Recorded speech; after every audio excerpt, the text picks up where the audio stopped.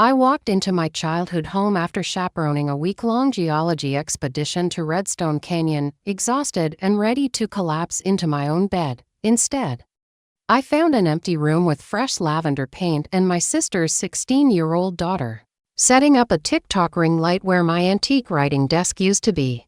"Where's all my stuff?" I asked my mom, Delilah. She smiled like nothing was wrong and said, "Oh, sweetheart, we thought it was time for a fresh start." What I discovered next made me realize my family had been orchestrating this betrayal for months, and what I did about it shocked everyone, including myself. But let me start from the beginning. My name is Evangeline Clarke, and I'm 32 years old. Most people call me Evie. Except for my students at Willowbrook High School, where I teach earth sciences and environmental biology. I've been there for 8 years now, ever since I graduated from Northern State University with my master's degree.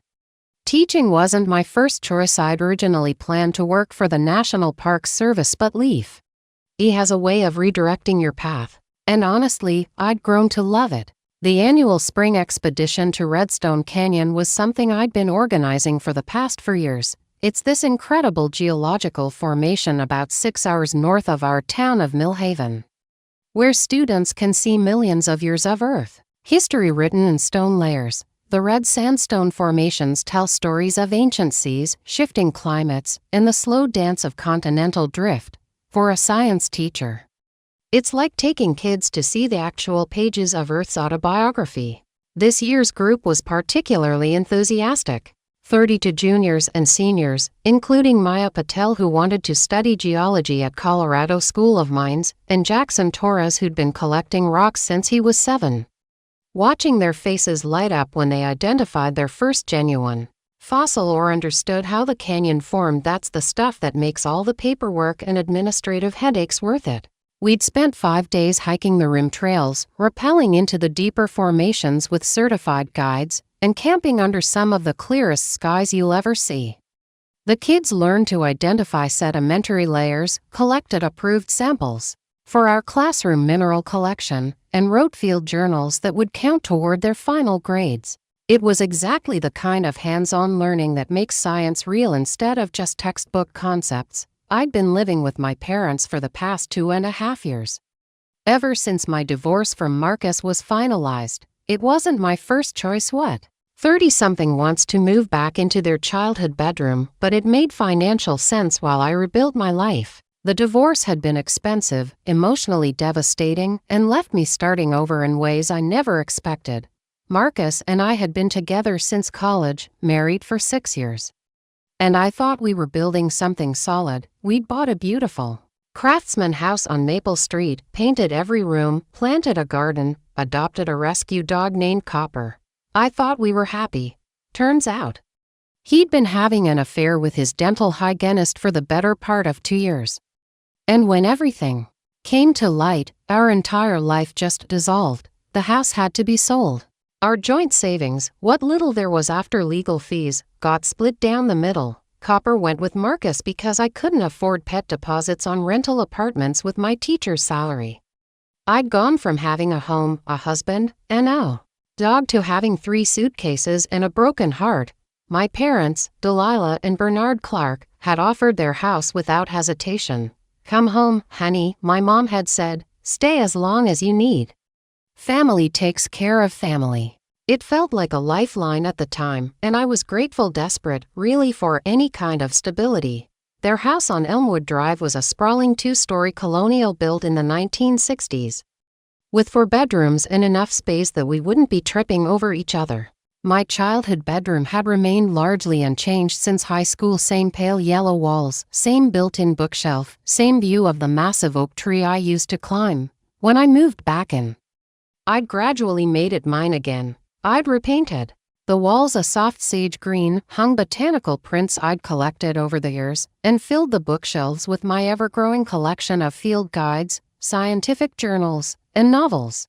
My antique writing desk, a gorgeous mahogany piece I'd inherited from my grandmother, sat beneath the window where the light was perfect for grading papers. I'd arranged my collection of minerals and fossils along the windowsill, specimens I'd gathered from various hiking trips and geological sites over the years. The room had become my sanctuary. After dealing with teenagers all day, navigating the politics of public education, and working through the lingering emotional aftermath of my divorce, I could retreat to this space that was entirely mine. I'd spend evenings there grading papers, reading, or working on lesson plans while my collection of succulents soaked up the western light. My parents had been supportive, mostly. They didn't charge me rent, though I insisted on contributing to groceries and utilities. They gave me space when I needed it and company when I didn't want to be alone. The arrangement wasn't perfect. Living with your parents in your 30s comes with its own set of challenges, but it was working. The only friction came from my younger sister, Cordelia, and her family. Cordelia was 28, married to a guy named Trevor who worked in insurance, and they had 2 kids, 16-year-old Anastasia and 12-year-old Braden. Cordelia had always been the dramatic one in our family, prone to big gestures and bigger emotions. She'd gotten pregnant with Anastasia when she was just 17, dropped out of community college, and had been struggling financially ever since. Trevor wasn't exactly what you'd call ambitious. He'd had the same entry-level job at Hartwell Insurance for 8 years, never seeming particularly motivated to advance or increase his income. They lived in a cramped 2-bedroom apartment across town, and Cordelia was constantly complaining about money, space, and how unfair life was. It's not fair that Evie gets to live in that big house for free while we're stuck in this showbox, she'd said more than once during family dinners. She doesn't even have kids. She doesn't need all that space. I'd tried to explain that I was saving money to get my own place, that this arrangement was temporary, but Cordelia had a way of making everything about her struggles. My mom would usually change the subject when these comments came up, and my dad would retreat behind his newspaper. The week before the Redstone Canyon trip, there'd been another one of these conversations. We were all at Sunday dinner, a tradition my mom insisted on maintaining, and Cordelia was particularly wound up about something. Anastasia needs her own room, she announced, cutting into her pot roast with unnecessary force. She's 16.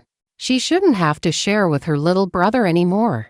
It's affecting her grades, her social life, everything. Trevor nodded along but didn't contribute much to the argument. He rarely did. Anastasia, for her part, was scrolling through her phone and pretending not to listen, though I could tell she was paying attention. Maybe you could look into a bigger apartment, I suggested gently. There are some nice 3-bedroom places in the Riverside complex. With what money, Evie? Cordelia snapped. Not all of us can just float through life without responsibilities. Some of us have actual families to support. The comment stung, mostly because it wasn't entirely unfair. I didn't have kids. I didn't have a mortgage or car payments or the dozens of expenses that come with raising teenagers. But I also worked hard, lived modestly, and was trying to rebuild my life after a devastating personal setback. My mom intervened before things could escalate. Let's not spoil Sunday dinner with money talk, she said in that tone that meant the conversation was over. More potatoes, anyone, but the tension lingered, and I'd noticed my parents exchanging looks across the table. At the time, I thought they were just frustrated with Cordelia's complaints. I had no idea they were already formulating a plan. The drive to Redstone Canyon had been a welcome escape from family drama. 6 hours of highway with my favorite playlist, 32 excited students, and the promise of 5 days focused entirely on geology and outdoor education. The trip itself had been phenomenal. Perfect weather, engaged students, and no major injuries or behavioral incidents. On our last night, sitting around the campfire while the kids roasted marshmallows and told stories, I'd felt more centered than I had in months. There's something about being in nature, away from the complications of daily life, that puts everything in perspective. I'd even started thinking that maybe it was time to seriously start looking for my own apartment again. Miss Clarke, Maya Patel had said, settling down beside me with her s'more, this trip has been amazing. I never understood how rocks could tell stories before. Everything tells a story if you know how to read it, I'd replied, watching the firelight dance across the canyon walls. Rocks just happen to tell really, really long ones. The drive home had been peaceful, The students slept most of the way, exhausted from 5 days of hiking and climbing. I'd had time to think, to plan, to imagine the lessons I'd build around everything we'd experienced. I was already looking forward to developing the photos the kids had taken, helping them write their final reports, and seeing how this experience might influence their future academic choices. I'd felt good, accomplished, ready to tackle the rest of the school year and maybe start making some changes in my personal life too. I pulled into the driveway of 47 Elmwood Drive at around 7:30 p.m. on a Thursday evening. The house looked the same as always, white colonial with black shutters, my mom's carefully maintained flower beds, my dad's perfectly manicured lawn. I could see lights on in the kitchen and living room, which meant my parents were probably having their usual weeknight routine of dinner and evening news. I grabbed my hiking backpack from the trunk, along with the cooler that had held our perishable snacks for the trip. Everything smelled like campfire and sunscreen, and I was looking forward to a hot shower and maybe ordering pizza while I started processing the students' field journals. I used my key to let myself in through the front door, called out I'm home, and headed upstairs to drop off my gear and change clothes. The house felt different somehow, cleaner, maybe, or rearranged, but I was tired and didn't think much about it initially. I climbed the familiar staircase, my feet finding the third step that always creaked, past the family photos that lined the wall, toward the second door on the right that had been mine for the past 2.5 years. That's when I heard the music. Electronic, upbeat, definitely not anything I'd left playing. It was coming from my room. I approached the doorway and stopped, completely confused. The door was open, which was unusual. I always kept it closed, and the sound was definitely coming from inside. Maybe my mom had been cleaning and left something on. Though that didn't make sense either, because my mom's idea of background music was soft jazz or classical, not whatever synthesized beats were pumping through my speakers. I stepped into the doorway and felt the world tilt sideways. It wasn't my room anymore. The walls, which I'd carefully painted sage green 2 years ago, were now a bright lavender purple. My botanical prints were gone, replaced with trendy neon signs that said things like good vibes only and boss babe. Where my antique writing desk had sat beneath a window, there was now a white IKEA desk with a ring light, professional microphone, and what looked like a complete streaming setup. My bookshelf, the one that had held my field guides, scientific journals, and carefully organized collection of novels, was now filled with makeup palettes, hairstyling tools, and an assortment of trendy decor items I didn't recognize. And sitting in a gaming chair that definitely hadn't been there when I left, adjusting the ring light and apparently setting up to film something, was my 16-year-old niece, Anastasia. She looked up when I appeared in the doorway, and for just a second, I saw something flicker across her face, guilt, maybe, or surprise, but it was quickly replaced by a defiant sort of confidence. "Oh hey, Aunt Evie," she said casually, like this was the most normal thing in the world. "How was your trip?" I stood there for a long moment, trying to process what I was seeing. This was definitely my room, same windows, same closet, same built-in shelving. But everything that had made it mine was gone. "Anastasia," I said slowly, "where's my stuff?" She shrugged, turning back to adjust her camera angle. "Grandma and Grandpa moved it. I'm living here now," she said it matter-of-factly, like she was telling me the weather. "You're what, living here?" Mom said I needed my own space for my content creation business. "This room has the best lighting in the house. Content creation business." I tried to wrap my head around this phrase while simultaneously trying to understand how my entire living space had been transformed in the 5 days I'd been gone. "Where did they move my things?" I asked, still standing frozen in the doorway. "I don't know. You'd have to ask Grandma." Anastasia had turned back to her setup and was now completely focused on adjusting her microphone levels, clearly considering our conversation over. I backed out of the doorway, or what used to be my doorway, and stood in the hallway, feeling like I'd walked into someone else's house by mistake. But no. There was the family photo from my high school graduation. There was the slight water stain on the ceiling from when the upstairs bathroom had leaked 3 years ago. This was definitely my parents' house. I walked quickly downstairs, my heart rate picking up as the reality of the situation began to sink in. I found my parents in the kitchen, my mom washing dishes and my dad reading something on his tablet at the breakfast bar. They both looked up when I entered, and I caught another one of those exchanged glances between them. "Hi, honey," my mom said brightly, as if nothing unusual had happened. "How was the trip?" "Did the kids have fun, Mom?" I said, trying to keep my voice level. "Where's my stuff?" She continued washing dishes, not quite meeting my eyes. "What stuff, sweetheart?" "My stuff. From my room." "Which apparently isn't my room anymore." My dad cleared his throat and set down his tablet. "Evie, sit down. Let's talk about this." "I don't want to sit down.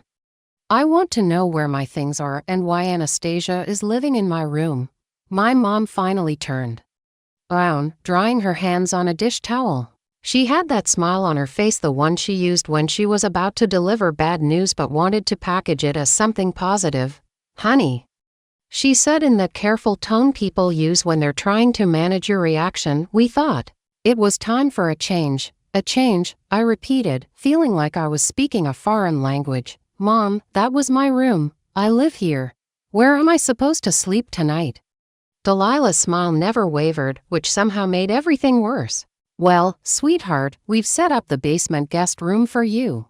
It's quite cozy down there, and you'll have more privacy." The basement guest room. I felt my stomach drop.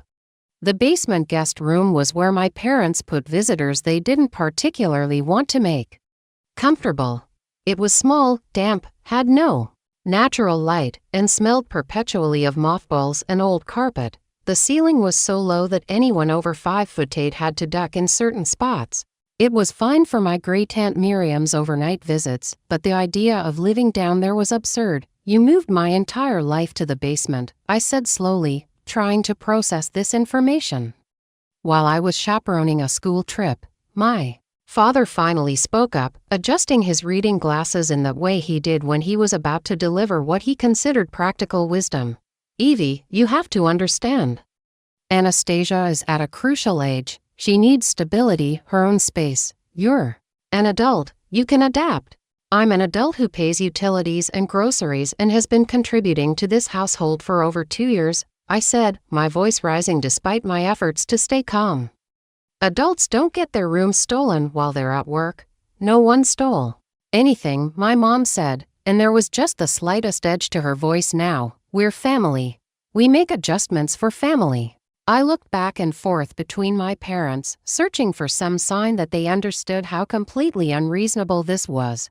My dad had already picked up his tablet again, clearly considering the conversation finished. My mom had turned back to the dishes as if we'd just discussed weekend weather. "When exactly did you decide this?" I asked. "When did you plan this whole thing?" "It's not a thing, honey," my mom said without turning around. "Cordelia and Trevor are having such a hard time. Anastasia was sharing that tiny room with Brayden, and you know how important it is for teenagers to have their own space. We just thought, since you're so flexible and understanding." The way she trailed off made it clear this was supposed to be obvious, like any reasonable person would see the logic in being displaced from their home without warning or discussion. "Did you ask me?" I said. "Did anyone think to ask me what I thought about this plan?" My father looked up from his tablet with mild irritation. "Evie, you're being dramatic. It's just a room. You're still living here, you still have a place to sleep, just a room." I thought about my antique desk where I'd graded thousands of papers, written lesson plans, and slowly rebuilt my confidence after my divorce. I thought about my carefully arranged mineral collection, my botanical prints, the sage green walls that had made the space feel peaceful and mine. I thought about the countless evenings I'd spent in that room, reading and healing and feeling like I had some small corner of the world that belonged to me. "Where are my things?" I asked again. "In the basement," my mom said. "We moved everything down there. Well, most everything. Some of your furniture was too big for the space, so we put it in storage." "What storage?" "That nice climate-controlled place on Route 12. Very reasonable monthly rates."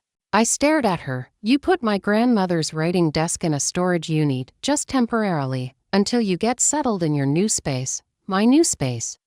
The basement guest room that smelled like mothballs and had a ceiling that made me feel like I was living in a cave. I can't believe this, I said, more to myself than to them. Honey, my mom said, turning around with what looked like genuine concern, I know it's an adjustment. Change is hard. But you'll see this will work out for everyone. Anastasia is so excited about her new room, and Cordelia is just over the moon. And you'll have more privacy downstairs, your own little apartment, with no windows and a ceiling that was barely 6.5 feet high. Did Cordelia and Trevor offer to pay rent? I asked, since their daughter is now occupying a bedroom in your house? Another one of those glances passed between my parents. This time, my father answered, that's not how family works, Evie. We don't charge family for helping family, but apparently, family could displace family without warning or discussion. Family could make unilateral decisions about where other family members lived. The rules, it seemed, only went one way. I need to see the basement, I said. Of course, my mom said brightly. I think you'll be pleasantly surprised. I followed her through the kitchen to the basement door, each step feeling surreal. This morning I had been a competent adult with her own space.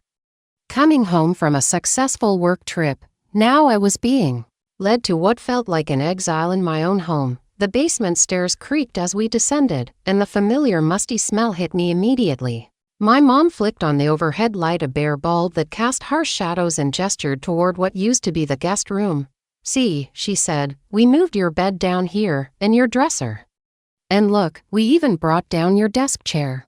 I looked around the space and felt something cold settle in my stomach. Yes, my bed was there, squeezed against one wall and taking up most of the room. My dresser was crammed into the corner, with barely enough space to open the drawers. My desk chair sat awkwardly in the middle of the floor because there was nowhere else to put it. But my desk, my beautiful mahogany writing desk that had belonged to my grandmother, was nowhere to be seen. Neither were my bookshelves, my plants, my mineral collection, or any of the things that had made that upstairs room mine. Where's my desk? I asked. Storage, like I said. It was just too big for down here. I looked around the cramped space again. Even if the desk had fit, there was no natural light to work by.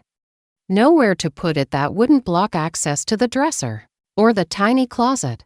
This wasn't a bedroom, it was a storage room with a bed shoved into it. Mom, this isn't reasonable. This isn't a place someone can live. Oh, don't be so negative, she said. But I caught the slight impatience in her voice. Lots of people would be grateful for a space like this, and it's temporary. Anyway, once you save up enough money, you'll get your own place. Once I save up enough money, which would take significantly longer now that I was paying for a storage unit I didn't want for furniture I couldn't access. How long have you been planning this? I asked. She hesitated, which told me the answer was longer than she wanted to admit. We've been thinking about it for a while, she said finally. Cordelia has been so stressed, and Anastasia really was struggling sharing that room with Braden. When you mentioned at dinner last week that you might start looking for apartments, again, we thought maybe this was the perfect timing. Perfect timing. I tried to remember exactly what I'd said at dinner. I'd mentioned that I was feeling more stable, that maybe it was time to start seriously apartment hunting again. I'd meant it as a positive thing, a sign that I was ready to take the next step in rebuilding my life. Apparently, my parents had taken it as permission to accelerate the timeline by making my current living situation unlivable. And you didn't think to discuss this with me first. We wanted it to be a surprise, she said, and I could tell she genuinely believed this had been a kind gesture. We thought it would be easier for everyone if we just handled the logistics. A surprise. They had dismantled my life as a surprise. We stood there in the cramped basement room, surrounded by my hastily relocated belongings, and I realized that this conversation wasn't going to go anywhere productive. My parents had made their decision, executed their plan, and now they expected me to adapt gracefully to the new reality they had created. I need some air, I said. Of course, honey. Take your time getting settled. Dinner's in an hour if you want to join us. Dinner. The idea of sitting around the table pretending this was all normal, listening to Anastasia talk about her new room and Cordelia express her gratitude, felt impossible. I climbed back up the basement stairs and walked outside, sitting down heavily on the front porch steps. The evening air was cool and clean, a sharp contrast to the musty basement atmosphere. I could hear the electronic music still pumping from what used to be my room, and through the upstairs window, I could see the glow of Anastasia's ring light. I pulled out my phone and stared at it, realizing I didn't know who to call. Who do you call when your family has essentially evicted you from your own home while maintaining that they're doing you a favor?